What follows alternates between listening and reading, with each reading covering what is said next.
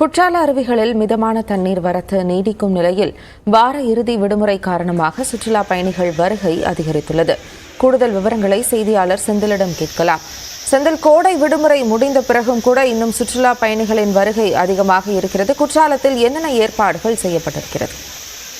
நிச்சயமாக ஜெனிபர், அதாவது தென்னகத்தின் ஸ்பா என்றும் ஏழைகளின் ஊட்டி என்றும் அழைக்கக்கூடிய குற்றாலத்தில் ஆண்டுதோறும் ஜூன், ஜூலை, ஆகஸ்ட் மாதங்களில் சீசன் காலமாகும்.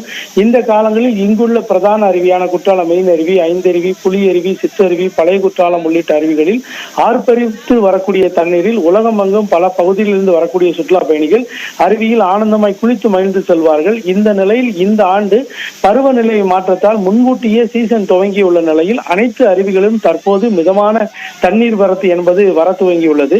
இதன் மேலும் அதாவது இன்று சனிக்கிழமை, நாளை ஞாயிறு மற்றும் பக்ரீத் பண்டிகையை முன்னிட்டு தொடர் விடுமுறை காரணமாக சுற்றுலா பயணிகள் எண்ணிக்கை பல வருகை என்பது அதிகரித்து காணப்படுவதால் தற்போது இங்கு உள்ள அருவிகளில் தண்ணீர் வரத்து மிதமாக வரக்கூடிய சூழ்நிலையில் சுற்றுலா பயணிகள் அருவியில் ஆனந்தமாய் குளித்து மகிழ்ந்து செல்கின்றனர்.